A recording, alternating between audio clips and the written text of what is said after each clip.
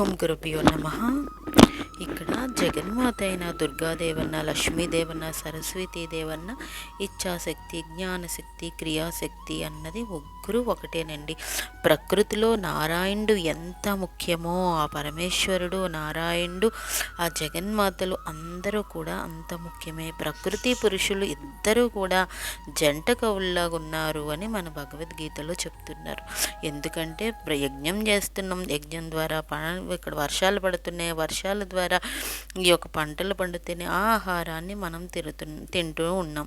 అంటే అక్కడ దేవతలకు మనం ఆహారం అందిస్తున్నాం, యజ్ఞ రూపంలో ఇస్తున్నాం. వాళ్ళ దగ్గర నుంచి వచ్చిన యొక్క వర్షాన్ని అన్నిటినీ మనం పుచ్చుకొని ఆ పంటల ద్వారా వచ్చిన దాన్ని మనం తింటున్నాం. అంటే ఇచ్చి పుచ్చుకోవడం అవుతుంది దేవతలకి మనకి యొక్క అనమాట.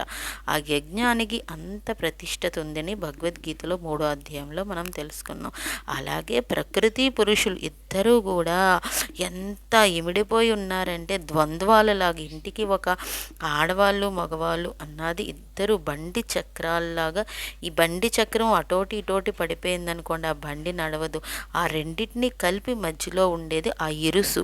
ఆ ఇరుసే కదా ఇద్దరిని కలిపి ఉంచితే ఆ చక్రం అన్నది చక్కగా నడుస్తే కదా ఇల్లు చక్కగా వెళ్తూ ఉంటుంది అని ఇక్కడ చెప్తున్నారు. జై గురుదేవ్ అండి.